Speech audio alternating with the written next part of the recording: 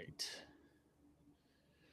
Riddle me this, guys listening in. What is one thing that humans do that no other living creature does on the planet Earth?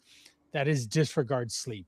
And today in Driven for Health, episode 110, I'm with Nick Lambie, and he's the online sleep coach. He specializes in sleep recovery coaching and helps coaches and clients understand the impacts of what sleep has on your health, your performance, your metabolism, recovery, and all the things of just literally living longer at a higher quality of life. Huge topic. I haven't covered it yet, and I'm very pleased to bring Nick on. And we're also in with the men's over 40 summit. It's something that I have been promoting through my emails and through on this podcast. It's going to be going on June 8th through the 14th. So soon, like in 3 weeks, 2 weeks from now, when you listen to this. So please check in the show notes for the link to join in. And there's going to be a stack. I'm one of many other highly qualified, seasoned professionals in the business that will be in the show. So, Nick, welcome. And let's start off with the zinger. What's one key thing you want the guys listening in to take away here? Hey, Brian, thank you for having me, man. And thank you for everyone listening in. Biggest thing here to understand with sleep is the way I always frame this is sleep is the single linchpin for literally every facet of your life, whether that be health wise, that be body composition, that be performance, that be overall health. There is not one other lever that you can pull, not a single lever that you can pull that has as much of a wide reaching influence as sleep. It impacts every single physiological system. It directly affects every single goal and outcome that you're looking to achieve. It is the linchpin. It is the lever that you can pull that influences everything else. And the beauty is that it's free and it's among the lowest hanging fruit that's there for you. Yep. Unfortunately, like Brian said at the top, it is something that gets deprioritized a lot. And we'll Yep. obviously unpack that a little bit. But it really is the biggest low hanging fruit that is there and readily available for you. Agreed. I would say I've been in this profession for 23 years. It's basically a live, eat, sleep, breathe. That I sleep is the thing. I live, eat, and not sleep so good. This in a sense. So I myself will fall humble to you and say, yes, that is a big challenge for me. Why? I've got 4 kids. I just yesterday celebrated my 20th anniversary with my wife, Amber, and our daughter's 11th birthday. Big day. But there was party planning the night before that we were up too late because kids wouldn't go to bed. They're all excited. My daughter's all excited and she just wanted to stay up till 11 or something. And then we had the day of, and she didn't want to go to bed because she was so excited. And so and then I have to get up for school to take the kids to school. So I have a hard beginning of my day around 6:45, 7, and it's pretty notorious that midnight is usually so I can get that 6 to 7, but I absolutely know 7 to 8 would just make my life so much better, and 8 beyond would be unfathomable to do on a consistent basis. So let's jump in on that. Yeah, I think the biggest thing, one of the main focuses that I work on with people around sleep, and that I think is vastly underappreciated, is your relationship with sleep. I know that Right. sounds corny, cliche, or your relationship with sleep, but it really is the fundamental piece to this, because inevitably there is life, there is obligations, there is never going to be perfect circumstance for Right. sleep. You're not going to get ideal and optimal sleep 365 days a year. There's going to be bouts of your life that are more intense or more busy or have increased commitments, all of those things that are going to cause sleep to inevitably suffer for days, even weeks, sometimes months at a time. Yep. And that is okay. That is just part of the human experience, and that's normal. But when we talk about your relationship with sleep, this is fundamentally how you view your sleep and your sleep situation, what you do in those situations when sleep is going to inevitably suffer, and really just how you approach it overall, in the sense of even some of the misconceptions that are, I think, even though coming from a good place, that are perpetuated in the wrong way. One of which is, just since you alluded to it, one of which is the sleep duration focus. And we tend Yes. to base all of the discussion around sleep success, sleep health. And I even see this, I work actually predominantly with other coaches and other practitioners. Even amongst the coach and practitioner community, this is the focus, where a lot of the coaches and practitioners that work with their clients, their patients, the conversation is, do you sleep 8 hours? If you don't, hey, let's try to make that more of a focus. And if you do, or if you say that you do, we're just going to not talk about it anymore. Right. You check the box and Yeah. we're going to move on to food or whatever else. And it's really interesting to me in one sense because of this, where I think, and I'm sure you would agree, being in this space for a long time, I think the vast majority of elements of fitness, nutrition, wellness are overcomplicated. They are communicated and put out in a way more complicated sense than they need to be, when in reality, the practical application and what you need to know can and should be a lot simpler. Sleep is a bit of a unicorn in this sense, where I find it's actually the only thing that gets oversimplified. Okay. And part of it is this sleep duration. The idea that we can just condense sleep health, sleep success down to this arbitrary number of sleeping 7 or 8 hours. And it becomes the barometer of how everybody really thinks about sleep. I got to get this 7, 8 hours, and anything below that line is an utter failure. And this is part of what shapes that relationship with sleep, to where, as an example, I would much rather somebody gets 6.5 hours of really good quality and depth of sleep. And we'll talk about some of the distinctions between the different types of quality and depth of sleep and how much that ultimately matters. I would rather somebody get that in the form of 6.5 hours than be in bed for 8 hours getting what they believe to be 8 hours of sleep, but it's really inefficient sleep, and it's not of good quality, and it's inconsistent. And even worse, it's shaping a poor and negative relationship with sleep. One of the other things that's really important to understand here with sleep as a foundation, especially in comparison to nutrition, fitness, exercise, is in a lot of instances, there's a certain degree in those other variables of willpower, discipline, commitment, just making the commitment to do the things necessary. Even though I don't feel like it, I'm going to go to the gym. Even though I don't feel like it, I am going to make this nutritional decision. There's a degree of willpower that's involved. And sometimes that gets translated over into sleep. But sleep is different in the sense that what it actually requires is surrendering of that will. And often the more stress we put on it, the more we try to treat it like a performance of, all right, I'm getting into bed. I got to sleep. I need my 8 hours. I'm in. I need to perform. The more it tends to pull us in the opposite direction.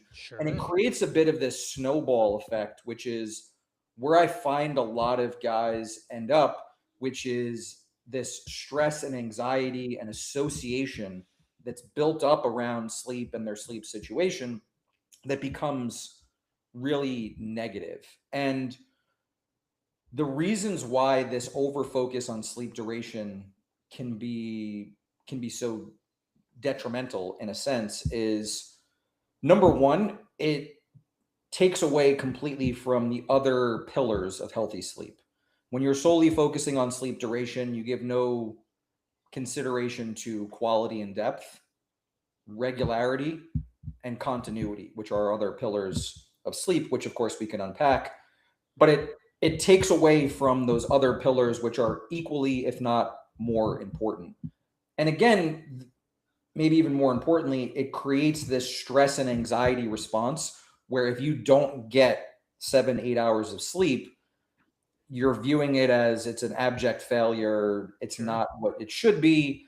And then that also it makes it easier to get to the point where you just say, this is what it is. Forget it. Like, I just need to put sleep on the back burner. And that snowballs in and of itself, and it becomes something that's easy to deprioritize.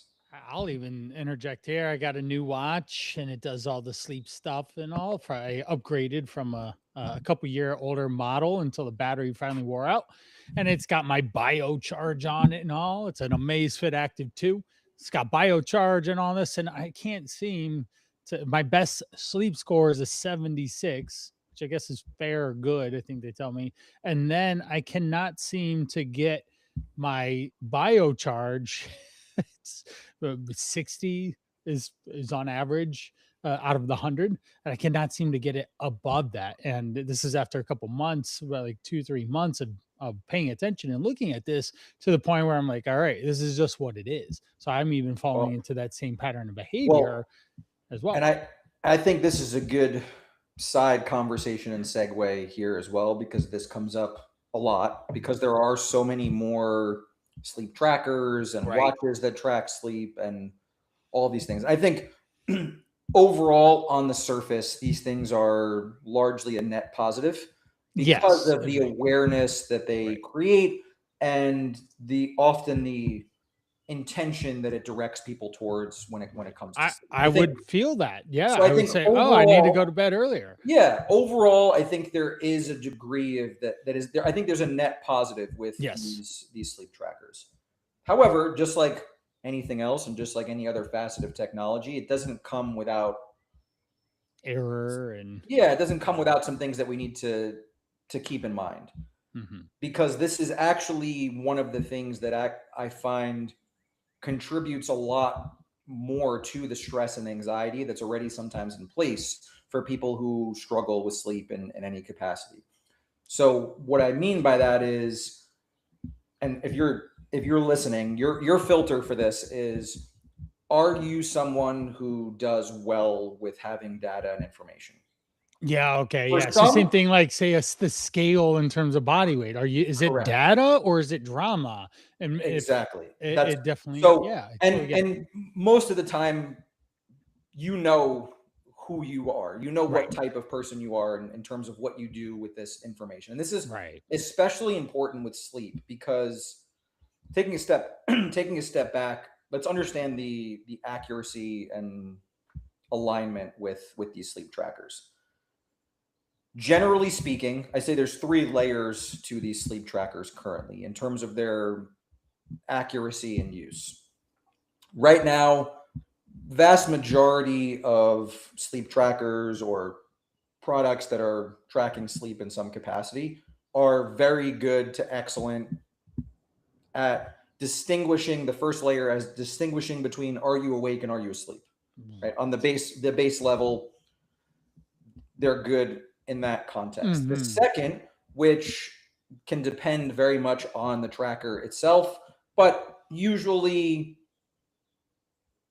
pretty good to good in the second layer, which is distinguishing overall between rapid eye movement sleep and non-rapid eye movement sleep. Right. And we can talk about differences and distinctions there and those different types of sleep and what they provide. But the third layer is the one that we really need to understand here and distinguish a little bit between.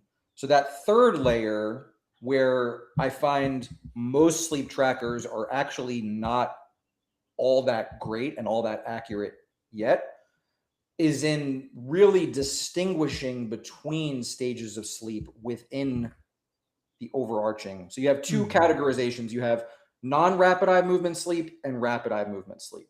Right. So Let's jump in non-rapid to eye. define those so that Yep. everyone knows. So on the surface, they're categorized by, as the name suggests, rapid eye movement sleep is distinguished by rapid movement of your eye. This is typically your dream sleep. Right. This is, we generalize these phases of sleep where rapid eye movement sleep is most restorative for the brain, for the mind, and non-rapid eye movement sleep is typically most restorative for the physical body. This is where we see a lot more cardiovascular regulation, growth hormone being released, repair of tissue.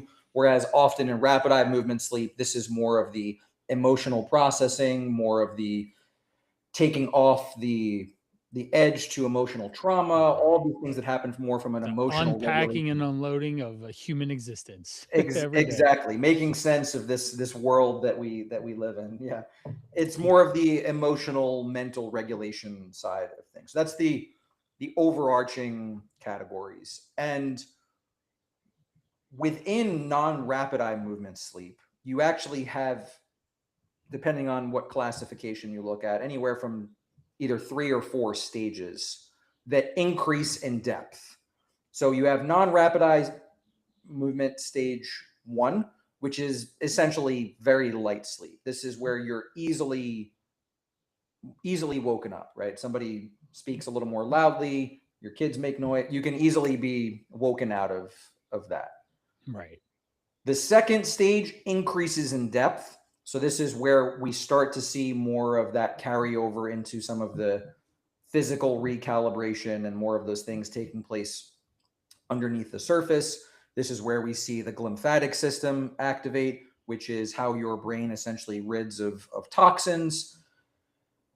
And then, depending again on classifications, you'll see just sometimes 3 stages, where the third is the biggest depth, and sometimes you'll see 4 stages. Sometimes you'll see stages 3 and 4 combined. Not important. What's important is that they increase in depth. And when we talk about deep sleep, so when there's all the attention for how much deep sleep are you getting, it's essentially how much time are you spending in these deeper stages, 3, 4, of non-rapid eye movement sleep. So when you're looking at sleep trackers and they're giving you metrics for deep sleep, it's trying to get a snapshot of the amount of time you're essentially spending in those deeper stages of sleep. Right. Now, sleep trackers have come a long way. They've gotten a lot better. The problem is that we're currently missing the most important variable when it comes to sleep tracking.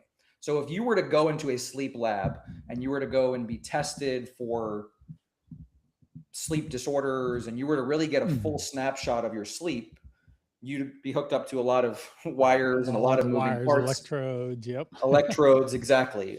But the most important variable that's being looked at is brainwave activity. And this is the distinction, the true distinction between sleep stages for characterizing more abnormal sleep behaviors. It's looking at brainwave activity. So if you look at the brainwave activity of somebody awake versus in rapid eye movement sleep versus in deep sleep, they're going to look distinctly different. So really, without looking at brainwave activity, we're always going to be missing some part of the picture. Well, it's good that we're talking about the trackers because it's the first point of contact that you can increase your awareness and abilities to positively influence sleep as long as it doesn't stress you out. And exactly. And this is you where can go to deeper levels. Exactly. And this is where I say you might be basing that stress and anxiety that you're feeling off something that's not entirely accurate. Like I can't tell you how often I'm working with someone and there's a fixation on their deep sleep number. Also important to note, like you have your raw data of what it's getting. Every app, every tracker, every platform then has their own unique algorithm that they use to give you a sleep score, or maybe it's on a 0 to 10, maybe it's 0 to 100. That is really just an arbitrary number that is their algorithm. And so it's all well and good to have something that's giving you some form of it's apples to apples to that specific device that you can monitor progress over time. But exactly where it becomes the most valuable to me is it firstly use the filter. Are you somebody who does well with data? And if you're somebody who the number tends to stress you out and you focus more on that, I'd rather you don't use a sleep tracker. I don't think it's necessary. And we can talk about some of the alternatives that you can use, even just subjectively, on your energy levels, your mood, your ability to focus, your productivity, all of these things that can give you a snapshot of your sleep quality. But where they can be beneficial, sleep trackers, if you're somebody who, again, does well with that data and information, is that even the variables that are maybe, say, more inaccurate, they are usually consistently inaccurate. Meaning if Right. you're using them enough, you're still establishing a baseline, and then you can still see how certain things affect that baseline, i.e., Right. sleep timing, nutrition, any number of variable stress levels. You can see how these things ultimately affect your sleep quality. So that's really the best, I think, use case for them for the right person. But Right. again, know that you don't need to use sleep trackers in order to improve. And in some instances, a lot of instances, it can actually be more beneficial for you to remove that Sure. variable, at least initially. Yep. Let's talk about some of those specific alternatives so that people aren't all Yeah. wound up about. I remember there's once an app that you put your phone under your pillow and you slept with it next to your face. But we'll talk about that, and then and then we'll talk about why it's important for guys over 40 and weight loss and different things like that. We'll start moving into. So, what are some alternative ways than the tracker here that I have on my watch? Yeah. So the biggest, the simplest alternative here and the lowest hanging fruit, easiest way to look at this is what I typically have people do is select 3 or 4, maybe 5 subjective values or subjective things in their life that they want to see improve. Right. This also creates a lot more kind of buy-in investment for you in the process because, I mean, let's also face it, a sleep score improving from 60 to 80 on some arbitrary scale doesn't really have any significant change in your life Right. versus my energy levels are consistently a 4. The Right. last few months I've consistently been at a energy level throughout the day at about a 4.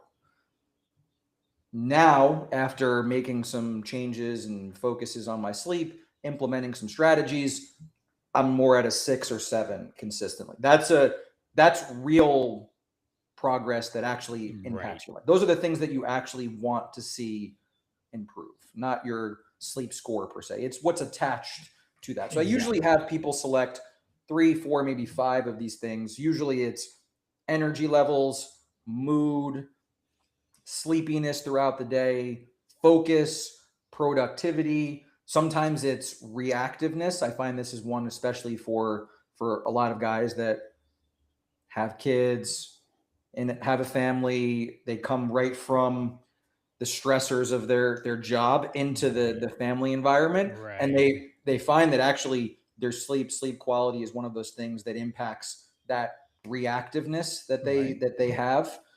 Yeah, and That's a that big matters because you either react in an enjoyable or playful manner, or you're grumpy, and everyone's like, "What's wrong with him?" when you walk in the door.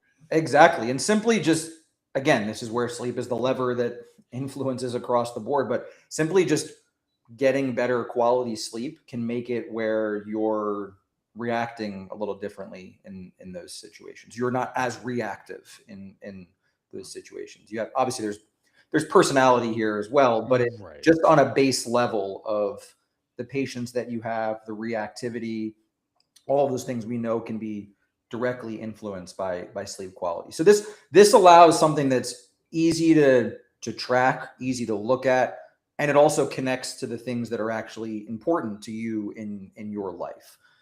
Another alternative, if it's more of a, I want to use the term diagnostic because we're not, by both of us being coaches here, Right. we're not aiding you in being diagnostic around your sleep or helping you identify sleep disorders or anything to that effect. Right. But I say diagnostic in the sense of maybe you are coming from a place of more sleep struggle versus just, hey, I want to improve my sleep.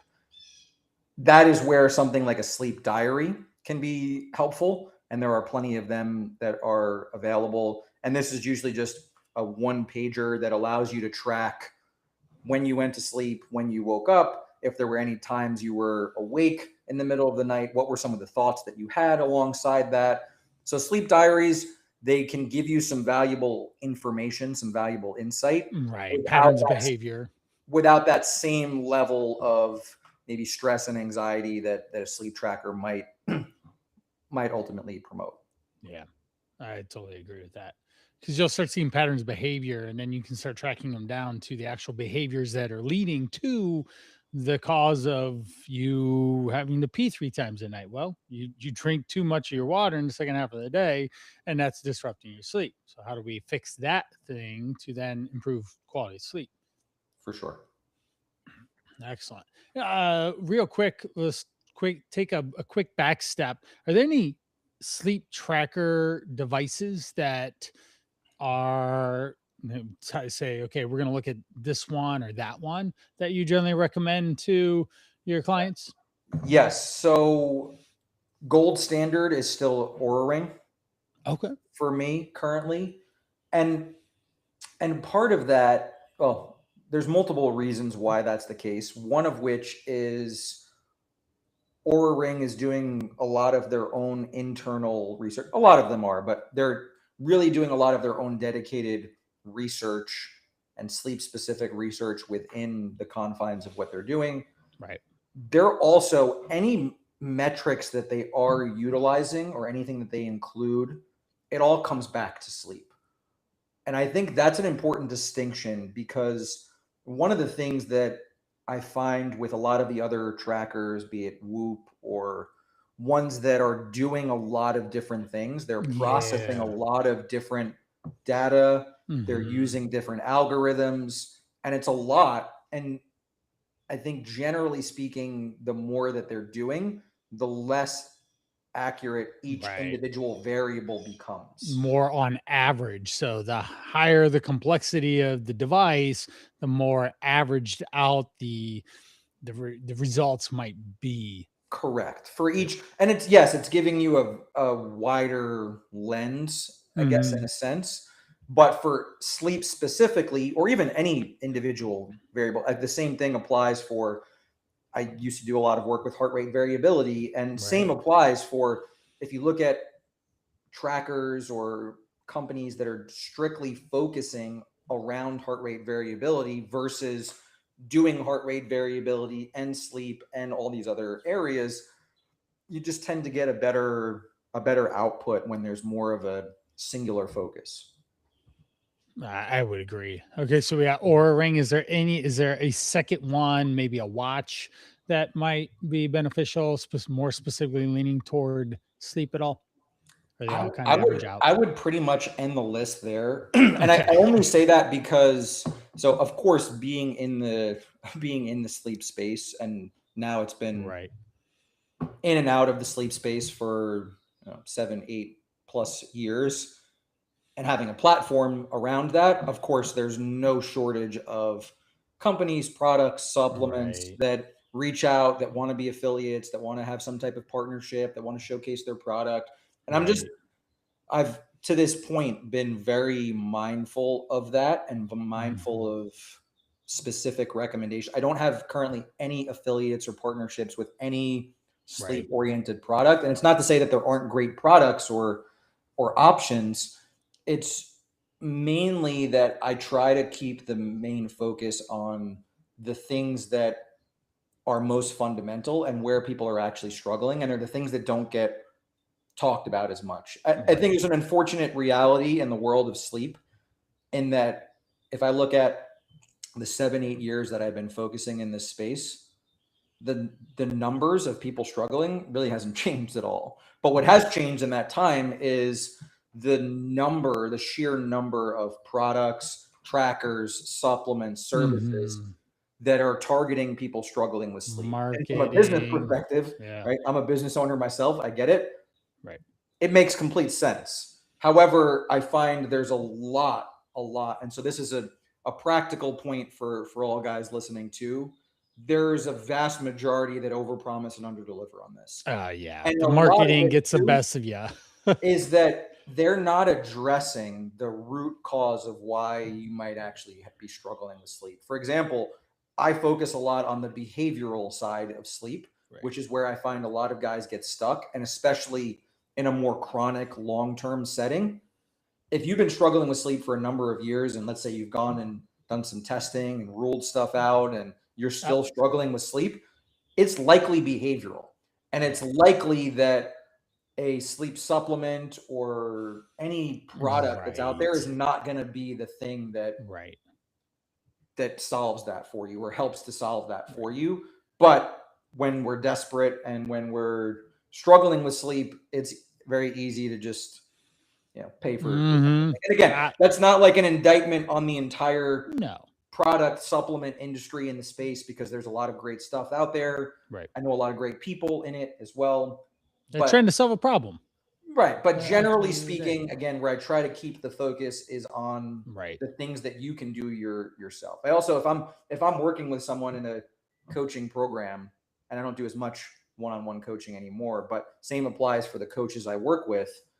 I don't want them to pay for a coaching program and then I have to also go pay for an Right. Aura ring You gotta get the and ring this too. supplement and this Yeah. one and that one, Right. and Right. so It keeps you unbiased too, or slanted toward that particular product, and you always have to reference it or get exactly. it in association with your service in a sense. And so I completely agree because I don't sell products or the supplements or anything. It's the coaching, it's the learning process, the experience process that these people need to go through for the behavior changes to actually create real lasting change. Let's define sleep struggles with sleep a little Yeah. bit more. What how is that defined? Yeah. Someone that struggles with sleep. I struggle with.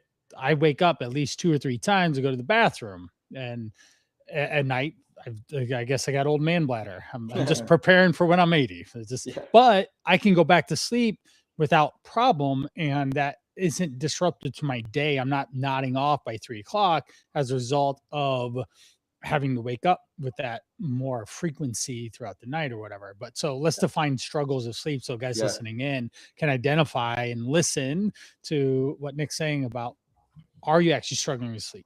Yeah, and it's a really good frame because there isn't this clear definition of a sleep struggle. So if you look up, and I do this a lot just because obviously being in the space, how many people are struggling with sleep? What percentage of people, what number of people?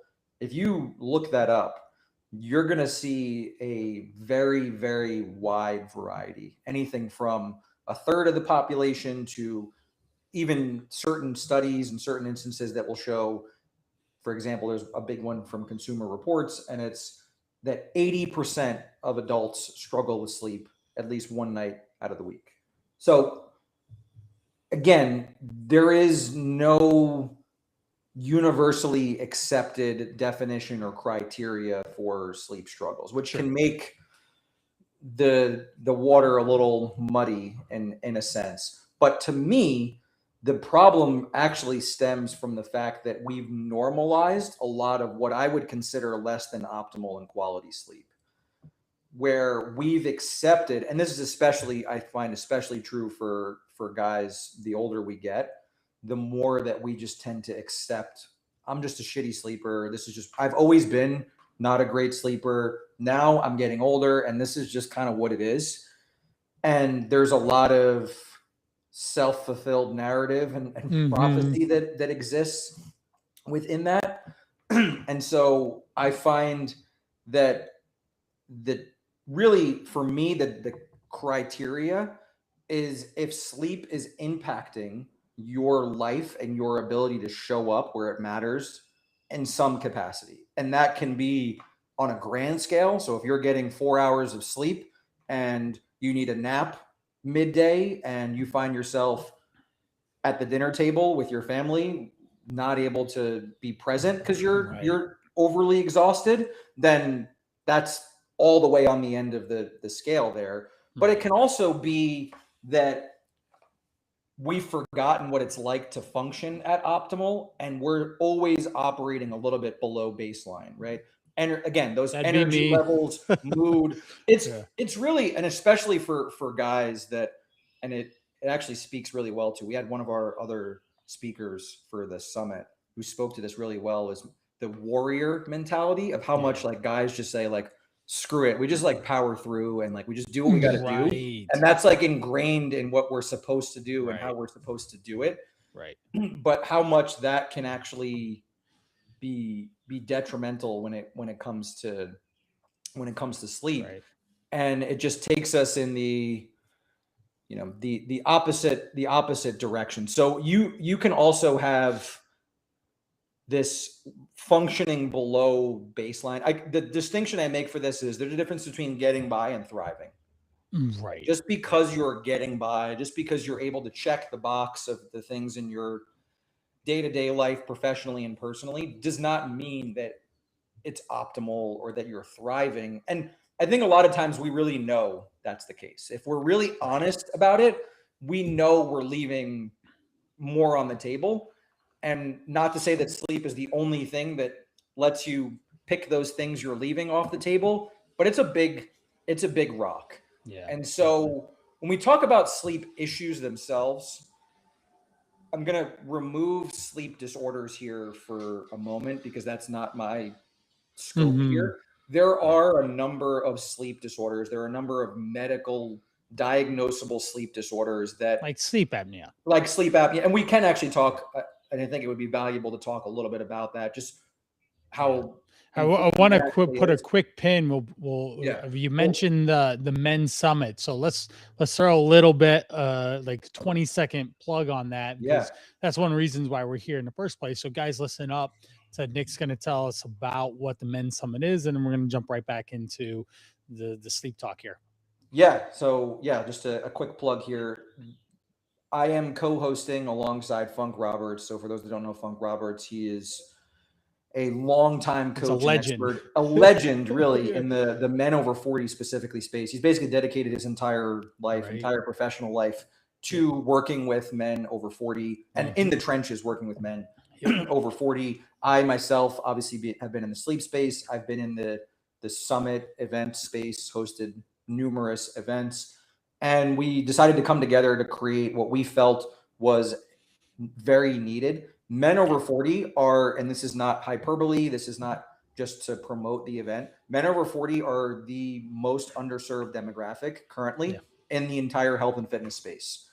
In terms of education, resources, and options that are directly applicable to you and where you're at and what you need, most underserved by a pretty substantial margin.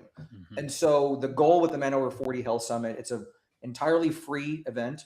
It's available exclusively online, so you can be literally anywhere in the world. And it's an entire week. It is over the course from June 8th through the 14th. Each day has its own specific topical theme and focus, from mindset and manhood to sleep and recovery to nutrition and supplementation to training to relationships to legacy, literally everything that encompasses. Mine was on chronic illness. It was on diabetes, type 2 diabetes, how to overcome it. Every facet of being a man over 40, every facet of health and well-being, being a man, this is the reference point. There's been nothing like this that brings together this much just in one place, specifically for men over 40. And guys, listen in. I see the lineup that they have. These are legends. These are people that I grew up following over the years in the space. So they gathered everyone in this thing. So there's a lot of people, a lot of expert authorities coming in to speak on very specific topics that you will benefit from just by listening and being a part of it. Absolutely. We left no stone unturned. So even if you're only able to come in and consume 10, 20, one pillar of it, I'm telling you, it will be worthwhile. Again, it is every interview, every talk. The filter is simply, how is this applicable for men over 40? It's not just theory or how is this specifically applicable for men over 40? So perfect. Excellent. Thank you for sharing that. Absolutely. Back to sleep now. So back to sleep. Again, we're going to put a pin in the sleep apnea, disease, because that's specifically sleep disordered breathing. I want to specifically come back to that. But to distinguish, again, you have sleep disorders, diagnosable sleep disorders. And we screen out for these. We can look at some of these. These are a much lesser percentage of what people struggle with, what guys struggle with, than you would think. And that's the important part, because now, aside from that, we have three main causes of sleep issues. We call these the 3 Ps. So these are, firstly, predisposing factors. This simply means anything that makes an individual more likely to deal with sleep issues versus someone else. These are the things that are just there at baseline. Higher levels of anxiety, lower distress tolerance. I cautiously put age into this category, not to say that like, oh, see, I'm aging and that just means my sleep's going to suffer. But there are some physiological changes that take place and things we need to consider. But anything that's under this bucket, all it means is that we just need to maybe give some consideration and understanding of those things up front to why they might affect sleep. Doesn't mean all hope is lost if you're someone who has higher levels of anxiety, or it just means that there might be some sleep challenges that you would face versus someone else. Right. Letting your mind wander as you lay down and look up at the ceiling, and all of a sudden you can't fall asleep for 45 minutes to an hour or whatever because you were once exhausted, ready to go to sleep, lay down, and the brain goes firing. And yeah, Yep. there's And we're going to talk about that too, the distinction between being super tired and then as soon as you lay down, and why you might feel awake. Yeah. There's a behavioral associative reason why that happens. But the second set of factors is the precipitating factors. These are the things that every guy will face in some capacity at some point. We talked about this at the onset. You're sick, you're traveling, you have an increased period of stress, new change in schedule, new job, new kid, new change in your kid's schedule, right. Any number of things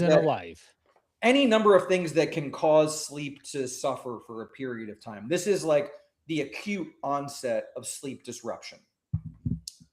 And again, part of this is, how do we view this? Do we view this as just, hey, this is a temporary situation or a temporary variable? Or is this, oh, here we go again, it creates a snowball effect? And we can come back to that.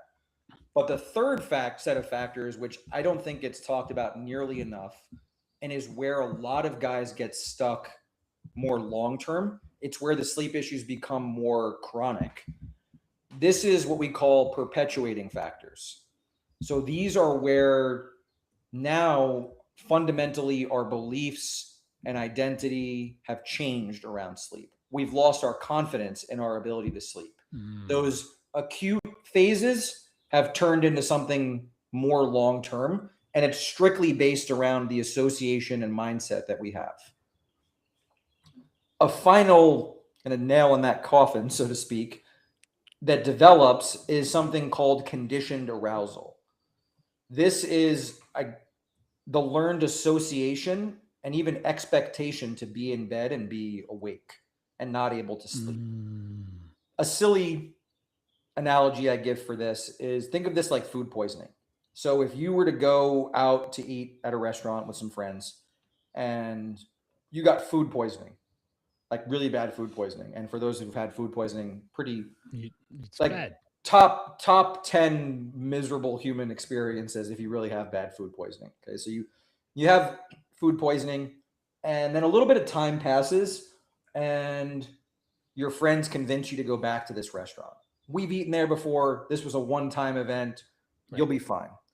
You go back to this restaurant and you get food poisoning again at the same restaurant. Okay. Now, at this point, obviously you're never going to go back. No. But at this point, even just hearing the name of the restaurant, a certain smell, driving past the restaurant, you might actually feel a little physically ill, even if you're not consuming the food.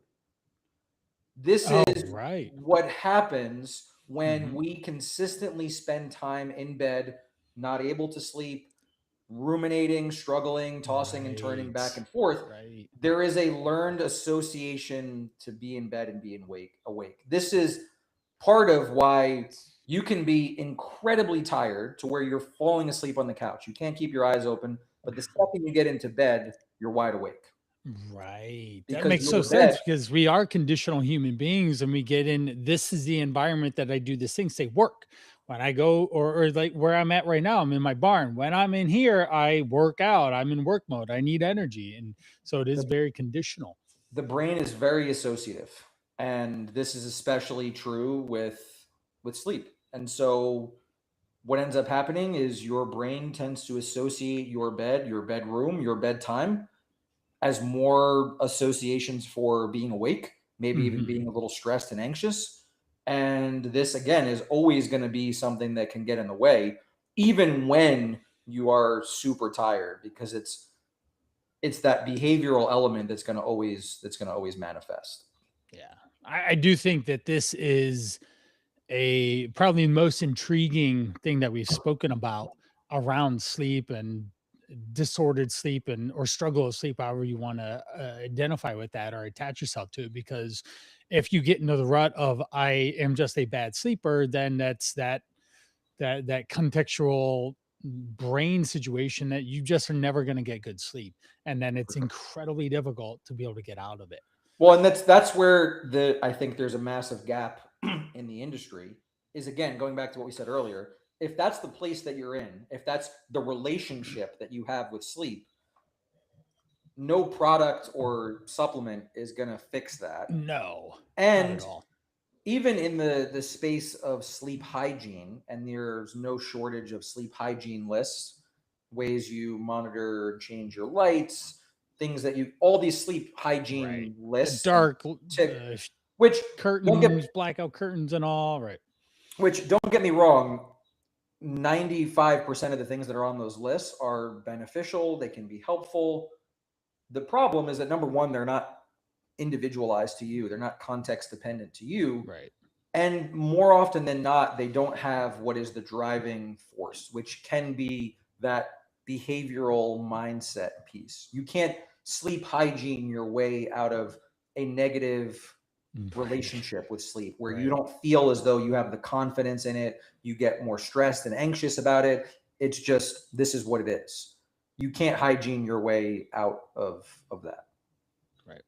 All right. So we've talked about different sleep cycles. We've talked about devices.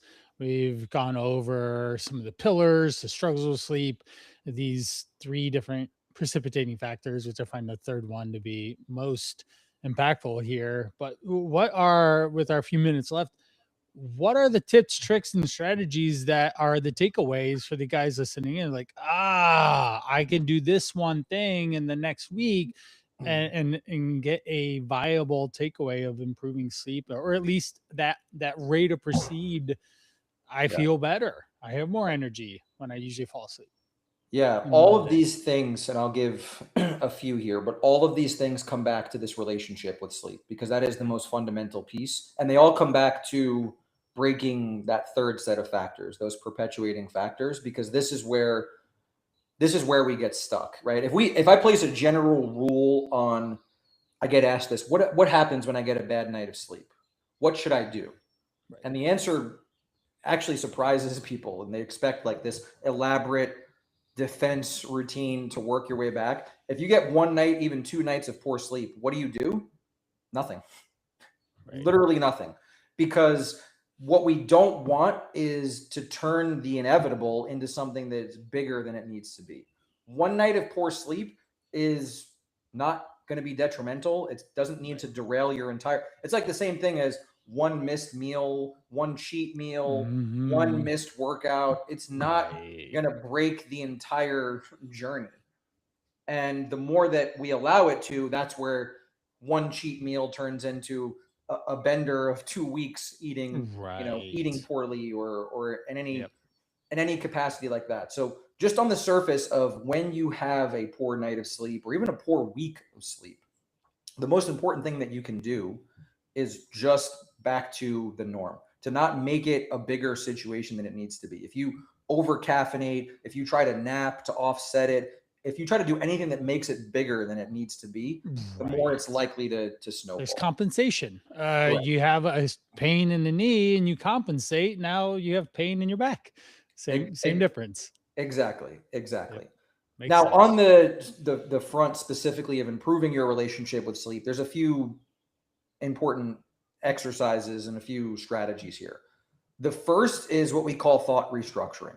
So I think it is legitimately foundational for you to look at what are the negative thoughts and perceptions that you have around sleep. Just dumping them out honestly. Again, things like, if I don't get 8 hours, I can't function. I'm just a shitty sleeper. Yeah. Like, let out whatever the negative Labels.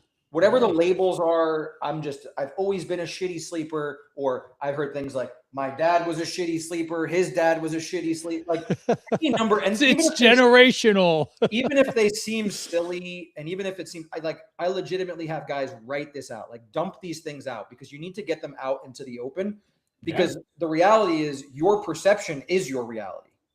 And so if you fundamentally believe these things to any degree, they're going to shape your reality and your situation. So the first step is get all those things out, and then we actually restructure them. As silly as it might seem, like I call it, we put the thoughts on trial. Is there literally anything that demonstrates that this is accurate? And maybe even more importantly, is there actually some evidence, subjectively or otherwise, that shows the opposite to that? That we actually are pretty poor at self-estimating our sleep and our sleep situation. And so when we restructure these thoughts, it's write them out in a more positive light, say them, speak them out, make it where you're trying to change those new thought processes to your reality. Sometimes it's like affirmations. Yeah. I am a good sleeper. Yeah. Again, sometimes affirmations and things like that, they seem silly. I also encourage, like, interject it into conversation, like talk about it with other people too, because the more that you can make the new reframed thought second nature, the more it becomes more reality. Agreed. The next is something we call stimulus control. So this is specifically combating that conditioned arousal we talked about, where your bedroom, bedtime become triggers for being awake versus being asleep. And there's a few different layers to this.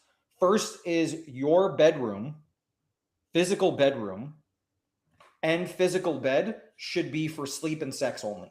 Period. Yeah, And I always say it's for S's, but not for sleep and sex. But if you really look, the number of things that I see in a list that people do in their bedroom and in their bed.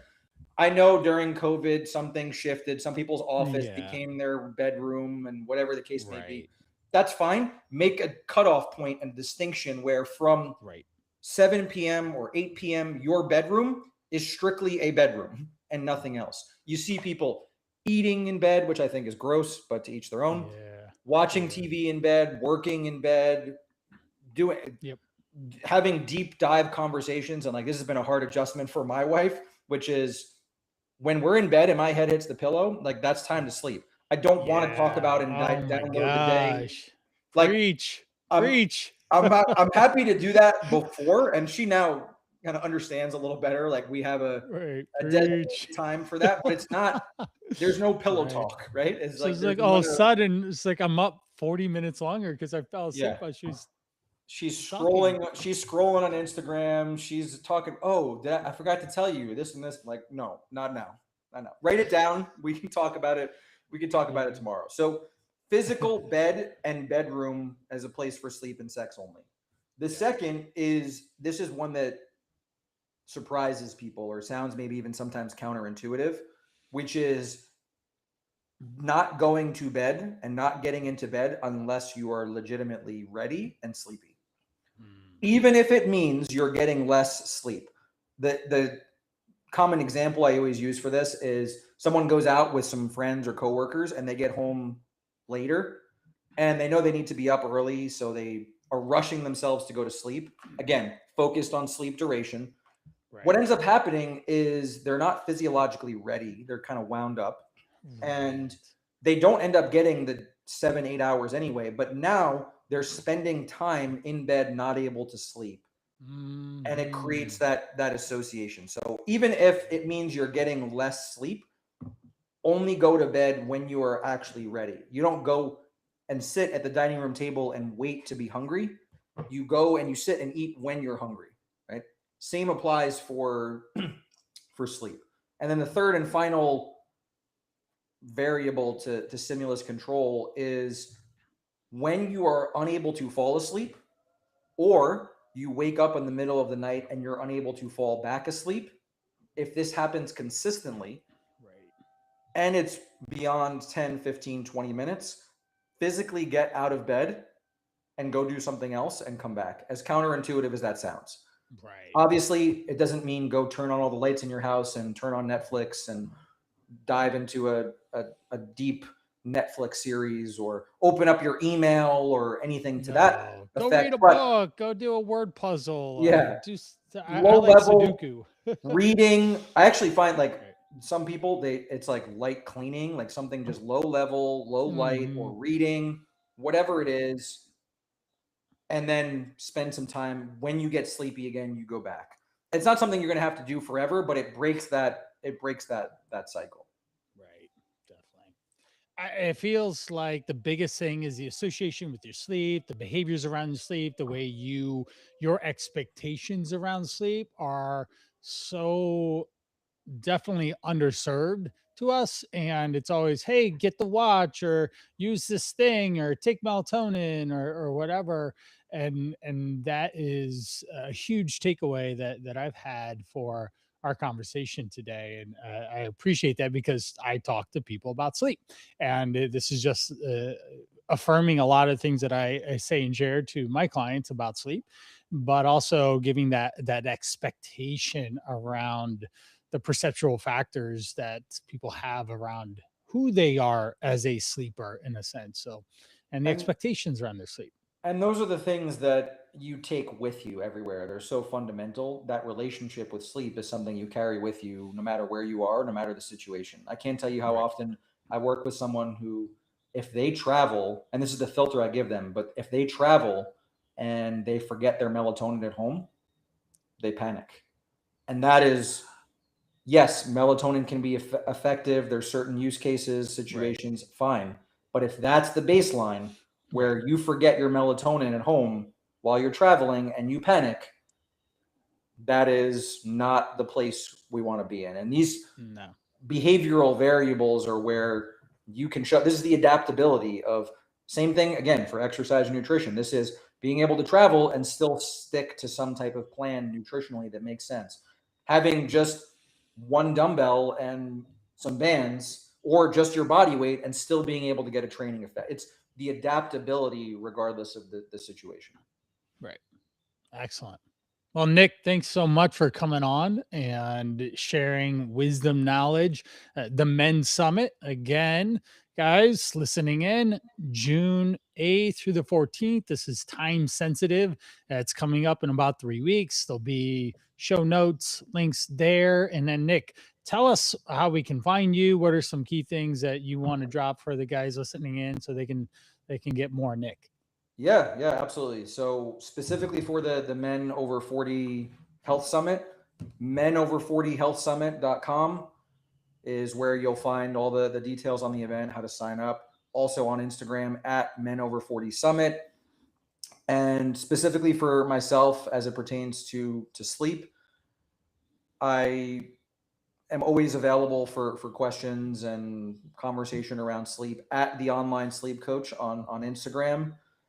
While I don't take on as many one-on-one clients in that capacity anymore, I have a sleep coaching course that I've had for a number of years where we certify coaches. We actually put them through a program on kind of my entirety of system. So there's always coaches that are in that kind of Yep. ecosystem that are available for people who might be potentially struggling and need a little more guidance. And if you happen to be a coach or practitioner or want to step into that space, we have our coaching course, which is sleepcoachcourse.com.